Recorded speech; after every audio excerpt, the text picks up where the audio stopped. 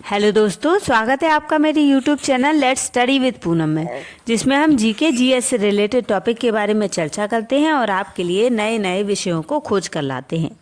तो आज हम बात करने वाले हैं एक ऐसे जीव के बारे में जिससे हम प्रकाश प्राप्त कर सकते हैं, अपनी सड़कों को, गलियों को, मोहल्लों को, घरों को उजाला दे सकते हैं।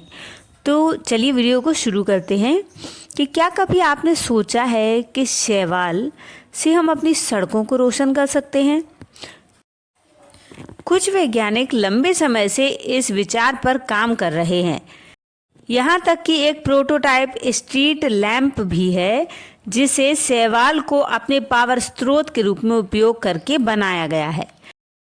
शैवाल जीवों के एक बहुत ही विविध समूह का हिस्सा है। उनमें से कुछ एक कोशिकीय भी होते हैं और कुछ आप और मेरे जैसे बहुकोशिकीय हो सकते हैं। पर्यावरण में शैवाल तालाबों, झीलों, नदियों और महासागरों में पाए जा सकते हैं, लेकिन विभिन्न प्रयोगों के लिए शैवालों को अक्सर जानबूझकर तालाबों में उगाया जाता है और उनकी खेती की जाती है। एक बात जो ज़्यादातर शैवालों में आम है वह यह है कि वे अपनी ऊर्जा प्राप्त करने के लिए प्रकाश संश्लेषण का उपयोग करते हैं। प्रकाश संश्लेषण यानी फोटोसिंथेसिस वह प्रक्रिया है जिसके द्वारा जीव सूर्य के प्रकाश का उपयोग करके कार्बन डाइऑक्साइड, पानी को ऑक्सीजन में और शर्करा में परिवर्तित कर देते हैं, जिसका उपयोग जीव ऊर्जा के लिए करता है।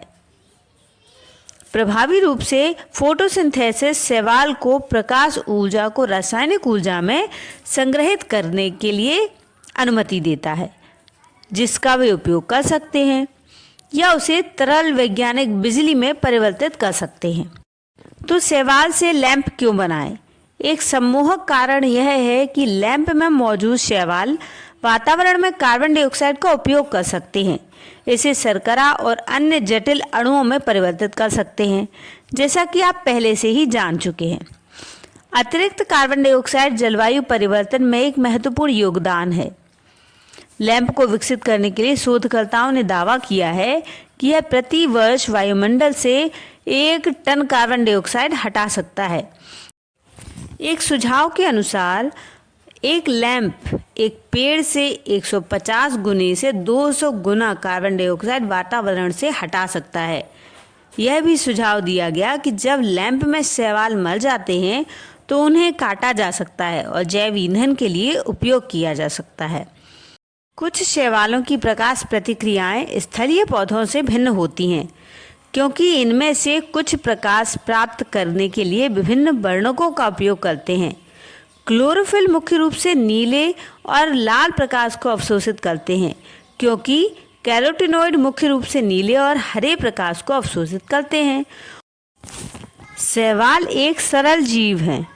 अधिकांश शैवाल पौधों के समान सूर्य के प्रकाश की उपस्थिति में प्रकाश संश्लेषण की क्रिया द्वारा अपना भोजन बनाते हैं, अर्थात ये स्वपोषी होते हैं।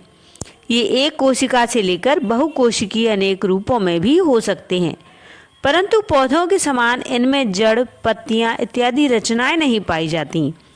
ये नम भूमि, अलवणीय और लवणीय जल, वृक्षों की छाल, नम दीवारों पर हरी, भूरी या कुछ पतली काली परतों के रूप में भी पाए जाते हैं। और शैवालों के अध्ययन की विज्ञान को शैवालिकी कहा जाता है। तालाब का मैल, समुद्री शैवाल और विशाल कैल्प सभी शैवाल के प्रकार हैं। शैवाल पौधे जैसी विशेषताओं वाले प्रोटिस्ट हैं, जो आमतौर पर जलीय वातावरण में पाए जाते हैं। पौधों की तरह शैवाल यूकैरियोटिक जीव हैं, जिसमें क्लोरोप्लास्ट पाया जाता है और ये प्रकाश संश्लेषण करने में सक्षम होते हैं। कुछ शैवाल में फ्लैगेला और सेंटिओल्स होते हैं और ये अपने आवास में कार्बनिक पदार्थों को खाने में सक्षम होते हैं। शैवाल का आकार एकल कोशिकीय से लेकर बहुकोशिकीय तक होता है। ये खारे पानी, मीठे पानी, गीली मिट्टी या नम चट्टानों जैसी विभिन्न वातावरण परिस्थितियों में रह सकते हैं। सुनहरे भूरे रंग के शैवाल और डायटम्स एक कोशिकीय शैवाल के सबसे प्रचुर प्रकार हैं। जिनकी लगभग 1 लाख विभिन्न प्रजातियां हैं। दोनों ही ताजे और खारे प्रकार के पानी में ये पाए जाते हैं। डायटम सुनहरे भूरे रंग के शैवाल की तुलना में बहुत अधिक आम है।